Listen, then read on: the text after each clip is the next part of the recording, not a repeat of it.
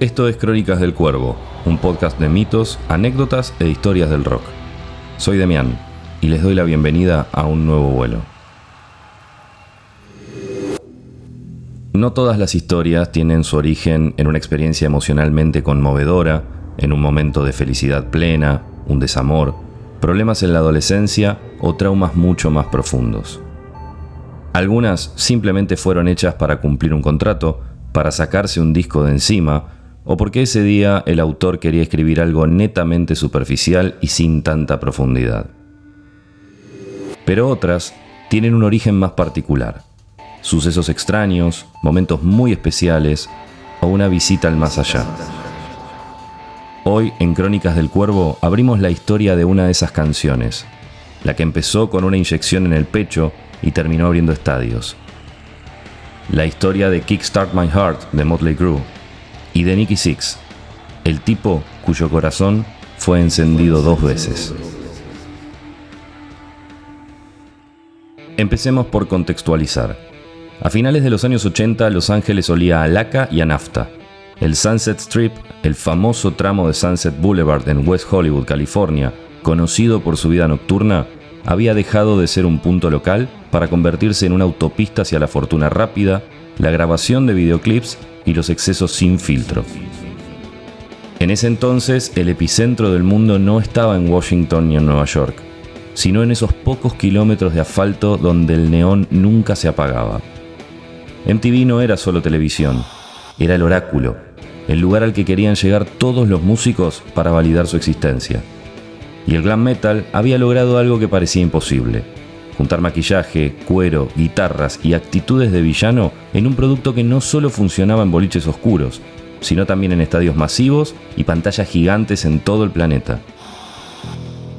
Eran los años de Ronald Reagan en la Casa Blanca, de un conservadurismo que intentaba imponer orden mientras el miedo a la Guerra Fría todavía latía en las sombras de la conciencia colectiva.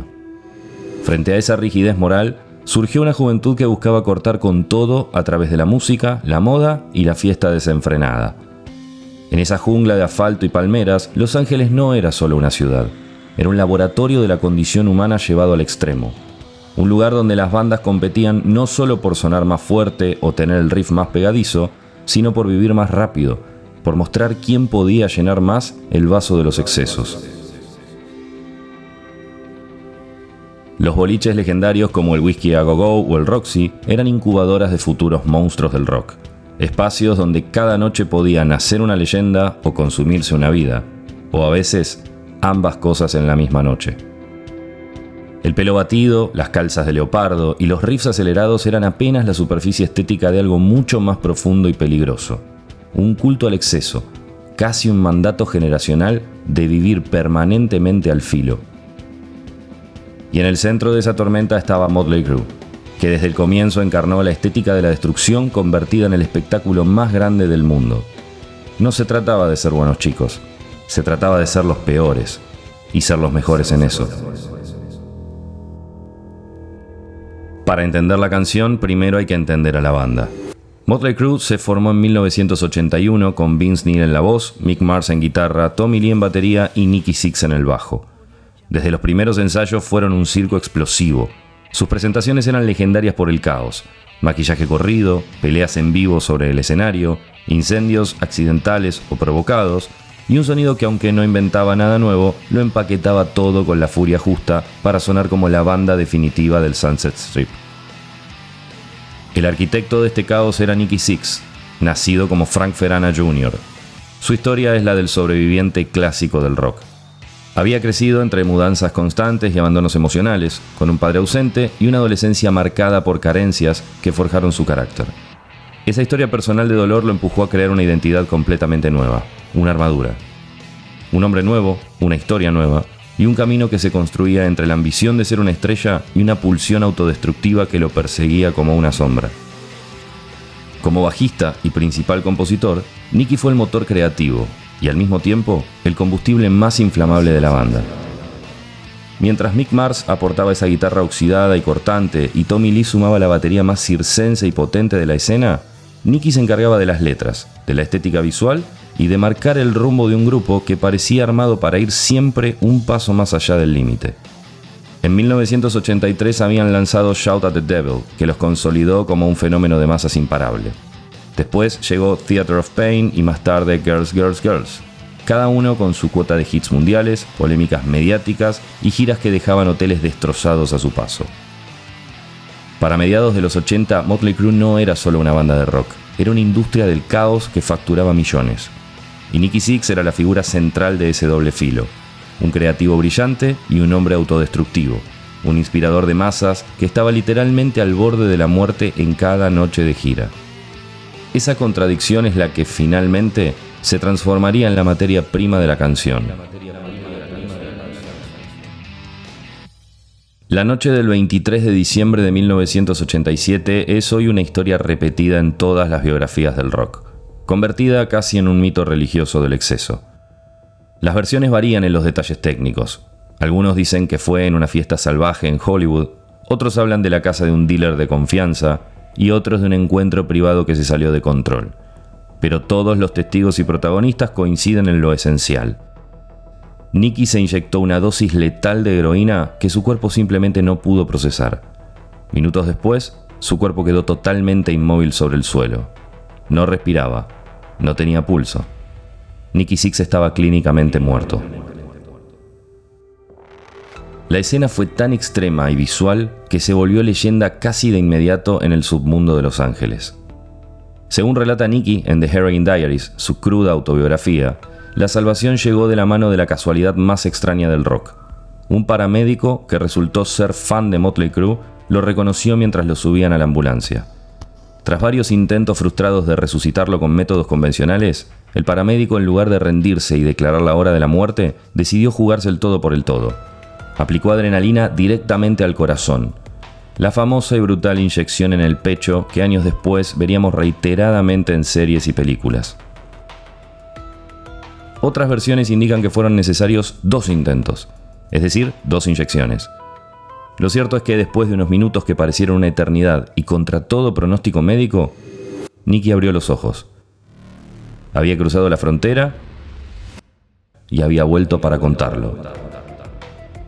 Pero la máxima ironía, y lo que demuestra la oscuridad de la adicción, es que según cuentan sus amigos cercanos y el propio Nikki, al poco tiempo de revivir y recibir el alta, volvió a drogarse esa misma noche. No hubo una epifanía celestial inmediata, no hubo una renuncia automática al vicio por el susto de la muerte. La adicción era, en ese momento, más fuerte que la experiencia de haber dejado de existir por unos minutos. Esa contradicción profunda, la resurrección física milagrosa conviviendo con la autodestrucción persistente, es la que más tarde se transformaría en una de las piezas musicales más potentes del rock. Nikki no solo sobrevivió para ver otro día, convirtió ese recuerdo traumático en combustible creativo puro, y lo llevó al estudio de grabación con un título que cargaba con toda esa historia de vida o muerte: Kickstart My Heart, que en español significa Encendeme el corazón, o Dale arranque a mi corazón.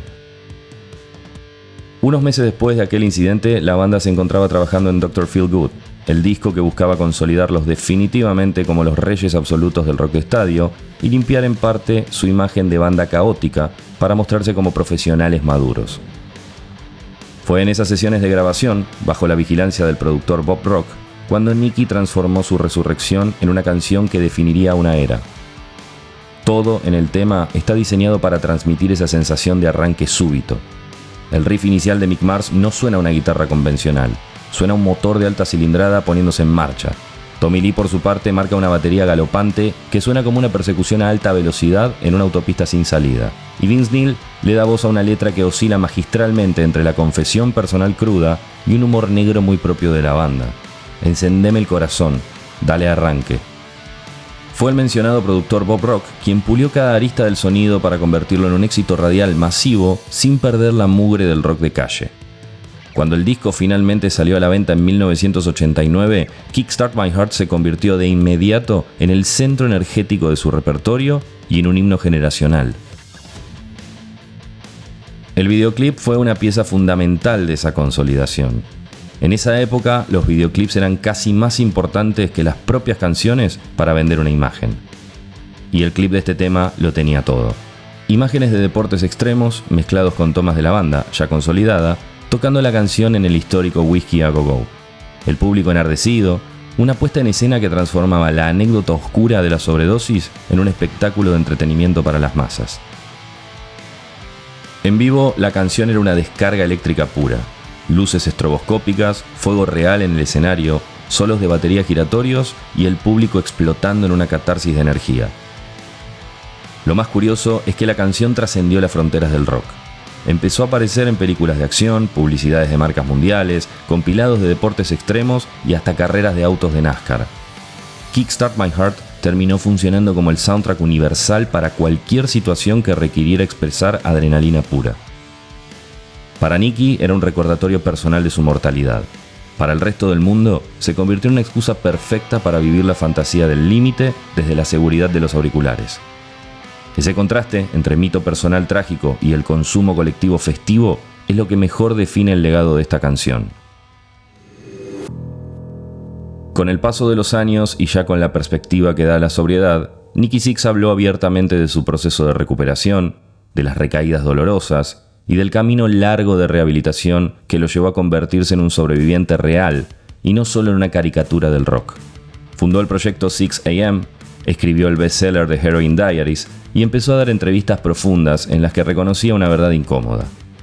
Aunque la canción lo había inmortalizado como alguien que volvió de la muerte, la realidad de la adicción era mucho más áspera y menos glamorosa de lo que mostraban los videoclips. El precio de ese estilo de vida fue altísimo, y Nicky siempre recuerda con amargura que muchos de sus amigos y colegas de ruta no tuvieron la misma suerte que él.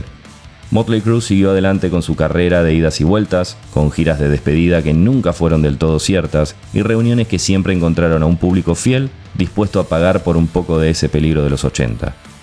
Sin embargo, Kickstart My Heart se mantuvo inamovible como el tema obligado de cada concierto. Un ritual colectivo donde miles de gargantas gritan al unísono una historia que, si uno se detiene a pensarla en frío, es una casi tragedia envuelta en papel de regalo de hit radial. El rock tiene esa capacidad única, y a veces macabra. Puede transformar el dolor en euforia, la muerte en fiesta y resurrección milagrosa en marketing. Y ahí es donde queda el costado más ambivalente de esta historia, porque la canción es, sin duda, un himno de celebración de la vida, pero también funciona como un recordatorio incómodo de hasta dónde se puede llegar en nombre del exceso y la fama. La historia de Nikki Sixx y su corazón encendido por la adrenalina es un espejo donde se refleja toda la era del glam metal. La belleza de la juventud, el peligro constante, el humor negro como mecanismo de defensa y la certeza de que a veces la línea que separa la vida de la muerte es mucho más fina que una cuerda. De todas maneras, y más allá del análisis profundo, la realidad es que la vuelta de Nicky al mundo de los vivos aquel diciembre de 1987 nos regaló uno de los hits más grandes de la historia y un tema que todavía hoy logra inyectarte esa dosis necesaria de adrenalina a través de los auriculares. Esto fue Crónicas del Cuervo, un podcast de mitos, historias y anécdotas musicales producido junto a Ural AB. Si te gustó este episodio, seguinos por donde estés escuchando, compartilo y date una vuelta por nuestros otros vuelos. Déjanos tus comentarios, seguinos en redes y contanos qué historia querés que investiguemos la próxima. Nos encontramos en el próximo vuelo y gracias por escuchar.